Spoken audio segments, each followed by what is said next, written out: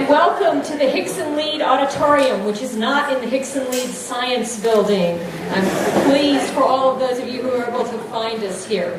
I'm Jill Marshall. I'm the President-elect and the chair of this session, and it's my privilege to welcome Academic Vice President Patrick Borchers, who's going to welcome us here to Creighton University.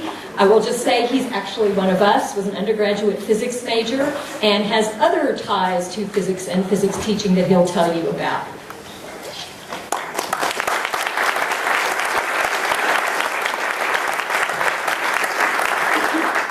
Well, thank you very much and welcome to Creighton. I know our Bob Leager, who's the Dean of Arts and Sciences, had planned to do the welcome, but he got called to Milwaukee suddenly on family business, so being his boss, I agreed to pinch hit for him. It's, as the kind introduction did say, I was a physics major. My father was actually a quite well-known experimental physicist at the University of Wisconsin for many years, and then my daughter is a physics major. My brother actually directed the worldwide launch of the iPhone. He's rich if you want to get a loan.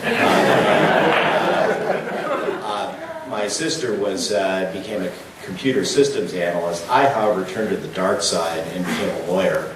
So I get shunned at family reunions. But I do really want to just say a couple of words about how important I think the work that you do is, because I think there's a great value in getting students to understand how the physical world operates. And you may never get them interested in whether, interesting subjects like whether neutrinos have got mass or not, or why the background temperature of the universe is 3 degrees Kelvin, or whatever it was when I learned it in school. But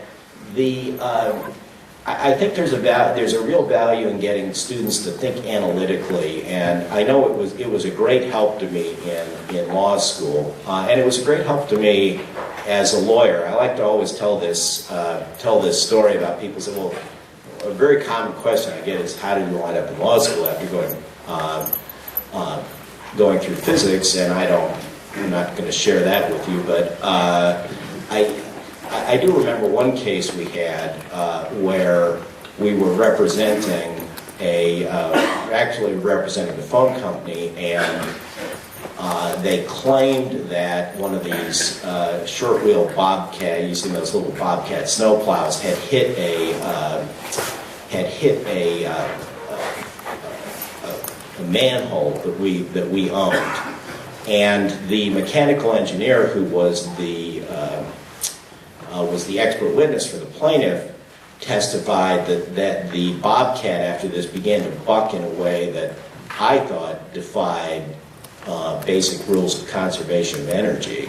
So I thought about this and I thought, how is it that you could get enough of a moment arm on a Bobcat loader to do what they said it did?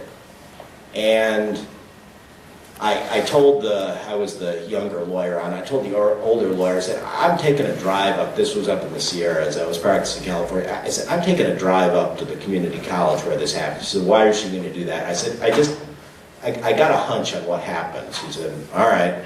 So I went up there, and the only thing I could think of was that the Bobcat loader had to have had the bucket up, and it had to have hit something, because there was no way to get the kind of angular momentum on it that they described from just hitting a manhole. So I looked around this community college, and I found an overhang. And sure enough, there was a dent in the overhang that exactly matched the shape of the bucket. Well, I'll tell you what, if I hadn't been a physics major, there is no way I ever would have figured that out. And I'll tell you what, that case settled promptly after I took a few photographs of that dent. So it comes up in a lot of ways. I know you've got a hard job. I know sometimes it's hard to get students interested in this, even though my kids have always been interested in it. But I really congratulate you for the work you do. I think it's very, very important. It's really gratifying to see so many of you here and to welcome you to what we like to think of as being a very beautiful campus, even if it's going to be 110 degrees or something out there today. So anyway, I wish you the very best. I hope to see some of you. I'm going to try to drop back in for some of the events later on in the program. And with that, I will thank you and take my leave. Thank you.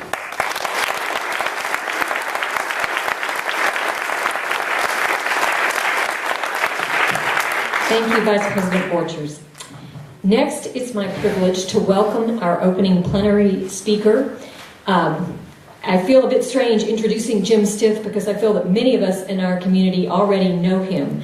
We've been the beneficiaries of his wisdom and counsel and help in numerous situations. I know I have myself personally, and I'm sure there are others in the audience who are remembering times when they've turned to him.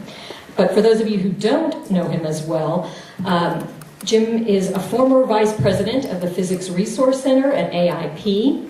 He got his degree from the Penn State University.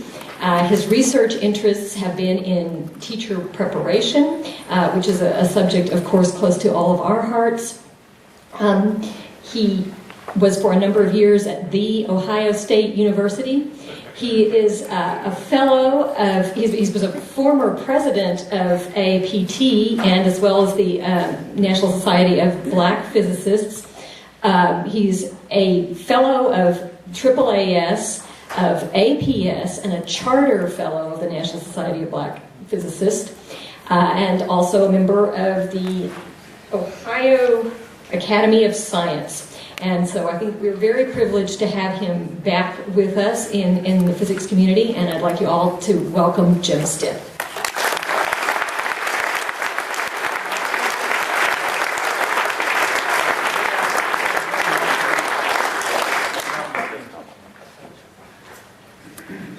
Well, good morning. Good morning. It's good to be here. And Jill, thank you for that very generous introduction. I should say I wish my wife were here because she thinks that I play when I leave the road. And it's hard to convince her that I actually do work.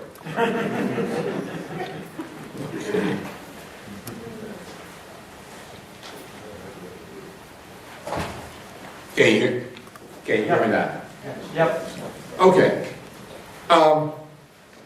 What I want to do this morning is to have a conversation with you. And I want to talk about something that is near and dear to my heart.